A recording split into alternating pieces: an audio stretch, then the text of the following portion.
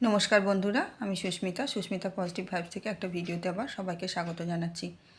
আজকে একটা কমেন্ট পেয়েছি কালকে, সেই কমেন্টের ওপর ভিত্তি করেই আজকে ভিডিওটা বানাচ্ছি। আমি এর আগে অর্থনৈতিকভাবে মানি অ্যাট্রাকশানের ওপরে অনেক টেকনিক দিয়েছিলাম, যেগুলো করে কিন্তু আমি নিজে ফল পেয়েছি। তারপরে আমি তোমাদের কাছে সেইগুলো দিয়েছি। আচ্ছা, এই যে কমেন্টটা পেয়েছি, এই কমেন্টটা আমি এর থেকে প্রায়ই পাই। আজ থেকে 1 বছর আগেও যে কমেন্ট করতো, আজও তাই। একজনের অর্থনৈতিকভাবে সে খুবই অসুবিধার মধ্যে আছে এবং তার এমনই অবস্থা, হাতে পয়সা কড়ি না থাকলে সব কিছুই তো আটকে যায়, এবং সে এমনই অবস্থা, নিজের প্রতি খুব ডিপ্রেশনে গিয়ে মানুষ যে কথাটা বলে ফেলে সে সেটাই বলে, আমি ইউটিউবে আর বললাম না, সেই পথটাই বাছার জন্য মাঝে মাঝে চিন্তা করে ফেলে এই অর্থনৈতিক এটা যাতে করতে পারছে না বলে, তার হাত থেকে রেহাই পাওয়ার জন্য। আমি এই প্রসঙ্গে বলি যে এত ভেঙে পড়ার কিছু হয়নি। আমি জীবনের যেগুলো এক্সপিরিয়েন্স করেছি, আমি ইউটিউবে আমার ছোট্ট চ্যানেল, আমার ভিডিওগুলো তোমরা অনেকে হয়তো ঠিকঠাকভাবে শোনো না, কিন্তু আমি বলতে পারি এগুলো শুনলে উপকারগুলো কিন্তু হয়। কারণ আমি কিন্তু অনেক দিন ধরে এর মধ্যে রয়েছি এবং নিজের জীবনে কাজে লাগিয়ে তবেই সেটা নিয়ে ভিডিও দিয়েছি। কাছাকাছি যদি বিশ্বাস করে করতে পারো তাহলে কিন্তু আমার মনে হয় কাজ হবে। এবারে আসি বিষয়গুলো কি। আমি বারে বারে বলি যে অর্থকে কিন্তু ভালোবাসতে হবে। আমার যেটুকু থাক তাকে কিন্তু প্রেয়ার দিতে হবে, তাকে ভালোবাসতে হবে। এবং সেটা আমার কাছে যে থাকছে না, হয় অনেক আসছে দাঁড়াচ্ছে না হাতে, সেটাও আমার যেমন ভালো নয়। কারণ আমার হাতে অর্থ আসছে কোনো না কোনো খারাপভাবে, বা অসুখ বিসুখে বলো বেরিয়ে যাচ্ছে, বা কোনোভাবে চলে যাচ্ছে, অথবা আমার কাছে নেই। দুটোই কিন্তু কোনো একটা পাস্ট কর্মার জন্য আমাদের এই জিনিসগুলো আমাদের হয়। কিন্তু আমাদের পাস্ট কর্মাগুলো আমরা কি করে এসেছি না করে এসেছি সেটা তো আর জানা সম্ভব নয়। আর জেনে কি করব, এখন আমাকে যে পরিস্থিতিটা এসছে আমাকে সেটা কাটিয়ে উঠতে হবে। কাছাকাছি আমি ইউনিভার্সের কাছে তার জন্য নিয়মিতভাবে আমি ক্ষমা চাইব। মা লক্ষ্মীর কাছেই বলো, শুধু ইউনিভার্স বলেই বলো, বা অ্যাঞ্জেলদের কাছেই বলো, যে আমার অর্থ হচ্ছে না, তার জন্য আমি কোনো কারণ ভুলবশত বা অজ্ঞানবশত বোধহয় কিছু হয়ে গেছে, তার জন্য আমি ক্ষমাশীল। হোপোনোপোনো প্রেয়ার আমি তার জন্য বলছি, নিজের জন্য। অর্থ হাতে নিয়ে, কোনো কারেন্সি হাতে নিয়ে, 10 টাকা হোক, 50 টাকা হোক, 2-3টে এরকম নিয়ে পরপর, একটা 10 টাকা, একটা 50 টাকা, একটা 500 টাকা, বা যে থাকবে 10 টাকা 4-5টা নোট নিয়ে হাতে করে, হাতের তালুতে এরমভাবে করে নিয়ে, 2 হাতে নিয়ে যেরম করে নিয়ে হোপোনোপোনো প্রেয়ার করা, এবং তাকে আই লাভ ইউ মানি এরম করে প্রেয়ার দিতে হবে এবং ক্ষমাশীল হতে হবে। আর হোপোনোপোনো প্রেয়ার নিজের সব কিছু, আমার তো আমি চাই আমার সব দিক থেকে আমি ভালো থাকি, আমার পরিবার ভালো থাক, আমার সম্পর্ক ভালো থাক, আমার চাকরি বা রোজগারটা ভালো থাক, আমি সব দিক থেকে ভালো থাকতে চাই। সেই ভালো থাকার জন্য আমি, যদি আমার যে কর্মগুলো এখন করছি প্রতিনিয়ত কিন্তু আমাদের ভুল কর্ম হয়ে যায়, তার জন্য এবং আমার পাস কর্মার জন্য আমি প্রতিনিয়ত হোপোনোপোনো প্রেয়ারটা আমি বলবো সঙ্গী করতে। বসে 108 বার করতে হবে এমন ব্যাপারটা নয়, ঘুরতে ফিরতেও কিন্তু করবে। জিনিসপত্রের কাছে প্রেয়ার, ক্ষমা করা, বা ইউনিভার্সের কাছে হোপোনোপোনো প্রেয়ারটা সব সময় করবে। নিজের অরা ওতে ক্লিন হয়, নিজের ভেতরটা নিজেই বুঝতে পারবে। টানা যদি কেউ 1 সপ্তাহ কি 10 দিনও করে না, সে নিজের মধ্যেই তার মানসিকতা টোটালি চেঞ্জ হয়ে যাবে। মানুষ যখন অর্থনৈতিকভাবে বা কোনো কারণে, কারোর পারিবারিক অসুবিধার জন্য, রিলেশানগত দিক থেকে বলো, বা শারীরিক অসুস্থতার কারণ জন্য মেন্টালি যখন ডিস্টার্ব থাকে, তখন কিন্তু তার কোনো কাজগুলোই সে ঠিকঠাক করতে চাইলেও, হয়তো সে চাইছে একটা দোকান করি, কি একটা চাকরিতে জয়েন করি, কিন্তু মন স্থির না থাকলে সে কিন্তু তার অর্থনৈতিক রোজগারের যে রাস্তাটা, সেখানে যে তার কর্মটা দেয়া দরকার, এফর্টটা দেওয়া দরকার, সে কিন্তু পারবে না। কিন্তু এই হোপোনোপোনো প্রেয়ার কিন্তু শরীরকে একাগ্রচিত্তটা করবে। আমি বারবার বলছি এই জিনিসটা করে দেখো। অর্থ ধরে থাকতে গেলে শুধু টেকনিক করলে হবে না, এই জিনিসগুলো করতে হবে। আরও অনেক নিয়ম বলে দিয়েছি। অর্থ যখন খরচা করছি, যেটুকু আমি 10 টাকার একটা চিপস কিনে খাই বা কি যাই কিনে খাই, কি 10 টাকার একটা সাবান কিনি হাত ধোয়ার, যাই করি, যখন আমি জিনিসটা খরচা করব জানবো আমার ওইটাই আমার কিন্তু আমার কাজটা তখনকার মতন উদ্ধার হচ্ছে, আমি সেটার প্রতিও থ্যাঙ্কফুল থাকবো। এবং যখন টাকাটা কারুকে দেবো, আমার পেমেন্টটা আমি যখন দেবো, যে কোনোভাবেই যদি কারুকে পেমেন্ট দিতে হয়, দোকানে দিই, বাজারে দিই, মেটেরিয়ালের বিল্ডিং মেটেরিয়ালে দিই, যাই করি, যে কোনো পেমেন্টের সময় বা মাছ নিলাম, ডাক্তারকে দিলাম, টাকা যখন আমার ঘর থেকে যাবে, আমি যখন দেবো কারুকে পেমেন্ট করব, 708708 এই নাম্বারটা বলে কিন্তু দেব। এবং আমার কাছে যেন এই ইন্টেনশানটা থাকে যে আমার কাছে অর্থটা আমি এটা কিনতে পারছি মানে আমার প্রয়োজনটা মেটালে, অর্থকে মানে তুমি আমার প্রয়োজনটা মেটালে, তুমি যেখানে যাচ্ছ তাদের সমস্ত আশা পূর্ণ করে আমার কাছে আবার 3 গুণ হয়ে কি 10 গুণ হয়ে ফিরে এসো। এই যে জিনিসগুলো, এগুলো ম্যাজিকের মতন কাজ হয়। এগুলো কিন্তু সঙ্গের সঙ্গী করে ফেলতে হবে। বারে বারে বলি, এগুলোকে সঙ্গের সঙ্গী করে ফেলতে হবে। না হলে নয়, এগুলো করলে কিন্তু আমার ওই টেকনিকে যাওয়ার আগেই কিন্তু আমার এটা আমার 30 কি 40% কাজ এগিয়ে রইল।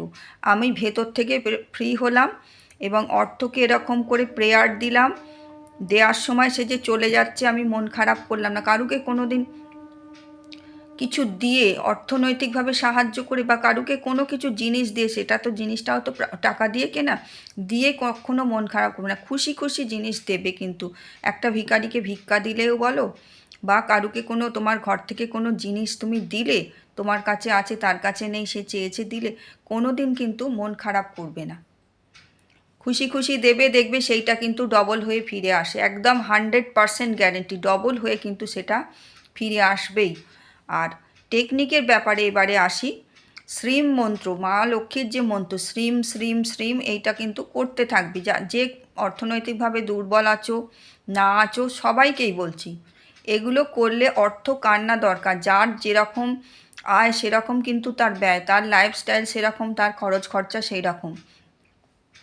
বারবার ওই জন্যে বলি, শ্রীম মন্ত্র হচ্ছে মা লক্ষ্মীর মন্ত্র। এটা অর্থ আকর্ষণের মন্ত্র। শ্রীম শ্রীম শ্রীম বসে করতে হবে না, ঘুরতে ফিরতে, বাজার দোকান যাচ্ছি, আমার মনে পড়লো, এই যে হোপনোপনো বলো, শ্রীম মন্ত্র বলো, যে কোনো জিনিস বলো, আমি কাজ করতে করতেই আমাকে মনটা এমন করে ফেলতে হবে আমি ওইটাতে মন দিতে পারবো। আমি লোকের সাথে দেখা হলো, কথাও বললাম, কিন্তু আমার মুখে উচ্চারণ করছি না, আমার ভেতরে চলতে থাকবে। এই জিনিসগুলো করবে শ্রীম মন্ত্র। আর আমি কি করি, আমি বারবার বলছি, আমি একসঙ্গে না অনেকগুলো টেকনিক লাগাই, তাতে কিন্তু জিনিসটা আরও শক্তিশালী হয়। যেমন আমি যখন মন্ত্রাচ্চারণ এটা করি, শ্রীমটা আমি 21 বার করে নিই। আমি যেটা করি বলছি, তোমাদের এরম করতে হবেই যে তার কোনো মানে নেই। শ্রীমটা 21 বার করে নিলাম, করে নিয়ে আর এটা করতে হবে কিন্তু আমি যেটা এখন বলছি, এটা প্রতিদিন স্নান করে উঠে উত্তর দিকে মুখ করে বসেই করতে হবে। আমি বসে করেই ফল পেয়েছি বলেই আমি তোমাদের কাছে এত মানে বারে বারে জোর দিয়ে বলছি। উত্তর দিকে মুখ করে বসে এমনি এরকমভাবে হাতটা রেখে হাঁটুর ওপর সুখাসনেই বসবে। উত্তর দিকে মুখ করে, কিছু একটা মেঝেতে বসবে না, একদম একটু কিছু পেতে বসবে। আর চেয়ারে উত্তর দিকে মুখ করে বসলে, যেখানে বিছানায় বসেও যে হবে না তা নয়, হবে, কিন্তু স্নান করে প্রতিদিন করবে। ওম ধনায় নমো নমঃ। যেদিন ধরো শীতকালে হয়তো কেউ শরীর খারাপ আছে, স্নান করলে না, পরিষ্কার জামা কাপড় পরে উত্তর দিকে মুখ করে বসে করবে। পিরিয়ডে কোনো বাধা নেই, কোনো কালা অসৌচ বা অসৌচে কোনো বাধা নেই, কোনো কিছুতে বাধা নেই। বা একদিন ভুল হয়ে গেল বলে, করতে ভুলে গেলাম বলে সেটা আমার ডিসকন্টিনিউ হয়ে গেল, এমন ব্যাপারটাও নয়। ওম ধনায় নমো নমঃ, ওম ধনায় নমো নমঃ, ওম ধনায় নমো নমঃ, এটা 108 বার করবে। আর দুটো ইটালিয়ান সুইচ ওয়ার্ড, এটা আগেও তোমাদের দিয়েছিলাম, একটা হচ্ছে কনভেলেক্সা, একটা হচ্ছে লুইটাক্লিয়া। অনেকে বলবে এইগুলো যখন করবে, সুইচ ওয়ার্ডগুলো যখন করবে, মনে করবে তোমার কাছে মানে বৃষ্টির মতন হয়তো নোটের ঝরে পড়ছে, কি কয়েন যেমন ওই যেমন দেখায় মোহর ঝরে পড়ছে, কিন্তু ওগুলো আমি মনে করি ওগুলো করা সম্ভব নয়। যার হাতে পয়সা নেই সে কি করে অত করে স্বপ্ন দেখবে, সেগুলো বাজে কথা বলা, ওগুলো ওইভাবে হয় না। আমি যেটা করি, ওয়ার্ডগুলো আমি একটা দেখে নেবো ওয়ার্ডগুলো কিভাবে লেখা, বা ওয়ার্ডগুলো আমার একটা কোথাও খাতায় আমার একবার আমি লিখে নিলাম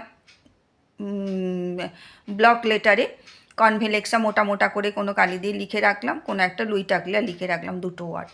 আমার ওইটা চোখে ভাসলো। আমি যখন ওই ওয়ার্ডগুলো চ্যান্টিং করব, ওই 108 বার ওম ধনায় নমো নমো হয়ে গেল। 108 বার কী করে করবে সেটাও বলে দিই। এই 1 2 3 4 করে 20টা গাঁট আছে, 5 5 20 করবে, আর এ হাতটা এইভাবে রাখবে, বাঁ হাতটা এরম করে বাঁ হাতটা রাখবে, ডান হাত দিয়ে এরম করে চোখ বুজে, আর মনটা রাখবে ঠিক এইখানে মনটা রাখবে, একটু মুখটা করে করে, তাহলে কিন্তু দেখবে চোখটা বুজে রাখলে তুমি গুনতেও পারছো, তুমি তো গুনে চলেছো এরম করে ওম ধনায় নমো নমঃ, ওম ধনায় নমো নমঃ, ওম ধনায় নমো নমঃ, ওম ধনায় নমো নমঃ করে চলবে। করে করে দেখবে 5 বার হলো, 5 বার, আর এই 8 বার, 108 বার হয়ে যাবে। এটা হয়ে কনভেলেক্সাটা করবে 51 বার, আর লুই টাকলিয়াটা করবে 51 বার। একটু সময় লাগে, কিন্তু এইটুকু সময় কিন্তু আমাকে দিতেই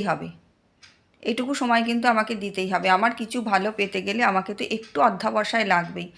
আমি বারবার বলি অন্যগুলো ঘুরতে ফিরতে চ্যান্টিং করো, কিন্তু এই জিনিসটা আমি যার থেকে নিয়েছি, যিনি দিয়েছেন, উনি বারবার করে বলেছিলেন যে এটা কিন্তু উত্তর দিকে মুখ করে বসেই করতে হবে এবং স্নান করে। ওই ওম ধনায় নমো নমোটার কথা বলছি, কনভেলেক্সা লুই টাকলিয়া নয়। কনভেলেক্সাটা 51 বার করবে, ধনায় নমো নমোটা হয়ে যাওয়ার পর কনভেলেক্সা 51 বার কী করে করবে, 2 বার 20 20 40 বার, 40 হলো 10 11 হয়ে গেল। কনভেলেক্সা কনভেলেক্সা কনভেলেক্সা কনভেলেক্সা কনভেলেক্সা কনভেলেক্সা কনভেলেক্সা কনভেলেক্সা, এটা পুরো গুনে এলে 2 বার 20 20 40 হলো, আর এখানে 10 আর 1 11। কনভেলেক্সা হলো, লুই টাকলিয়া হলো। ওই যে ওয়ার্ডগুলো লিখে রেখেছি বলছে, ওই ওয়ার্ডগুলো যেন চোখে ভাসে। কনভেলেক্সা যখন করছি আমার যেন কনভেলেক্সা ওয়ার্ডটাই ভাসে। যদি আমি ওই মনে করি এই ওয়ার্ডটার কথা মন দিয়ে ভাবতে থাকি, ওই ওয়ার্ডটার দিকেই আমার ধ্যান যাবে, আমার ধ্যান কিন্তু আর অন্যদিকে তখন থাকবে না। কনসেন্ট্রেট করার ব্যাপারটাই কিন্তু বিশাল ব্যাপার। টাকা আসছে মনে করতে বলছি না, যেভাবে আমি উপকার পেয়েছি এমন করে কিন্তু কেউ বলবে না, এত পরিষ্কার করে কিন্তু কেউ বলবে না। মনে করতে হবে, ভিজুয়ালাইজ করলেই তবে হবে তা কিন্তু না। ভিজুয়ালাইজ করাটা অনেক কঠিন ব্যাপার। যার কাছে আছে সে ভিজুয়ালাইজ করতে পারবে, কিন্তু যার কাছে নেই, যে অত অর্থ একসাথে দেখেইনি, তার পক্ষে ভিজুয়ালাইজ করাটা মুশকিল। সে একমাত্র কি করতে পারে, ওরকম কোনো ভিডিও বারবার দেখছে, যখন শুয়ে শুয়ে দেখছে ওরকম শর্ট ভিডিও বারবার দেখতে দেখতে দেখতে দেখতে সে যদি সাবকনশিয়াস মাইন্ডে ওই ফটোটা গেঁথে নিতে পারে, তাহলে কিন্তু হতে পারে। এত ভালো করে ডিটেলসে বলে দিচ্ছি, এই জিনিসগুলো করলে কিন্তু অর্থ আকর্ষণের হবে। আর ওই যে বলেছি রান্নাঘরের কিছু নিয়মকানুন, নুনের ট্রান্সপারেন্ট জায়গায় নুন রাখা, নুনের জায়গা ভর্তি রাখা, এই সব জিনিসগুলো, রান্নাঘর পরিষ্কার পরিচ্ছন্ন রাখা, বালতিতে জল ভরে রাখা, উত্তর দিকে একটা বালতিতে, রান্নাঘরে ওটা হাত দিতে নেই, আর বেসিনে সিঙ্কে বাসন রাখবে না, পরিষ্কার পরিচ্ছন্ন মোট পরিবেশ রাখতে হবে, যাতে অর্থ তো একটা এনার্জি, সেটা যাতে ফ্রি ফ্লো অফ মানিটা হয়। এইভাবে করো, কিন্তু হবেই। ওরকম ডিপ্রেশানে চলে যাওয়ার মতন কিচ্ছু হয়নি। ওরমভাবে বলবে না, ওরমভাবে খুব মনে ব্যথা লাগে, ওরমভাবে কেউ করবে না। ছোট ছোট ছেলে মেয়ে তোমরা ভালো থেকো সকলে, তাহলে ইউনিভার্সাল ব্লেসিং সকলের জন্য রইল।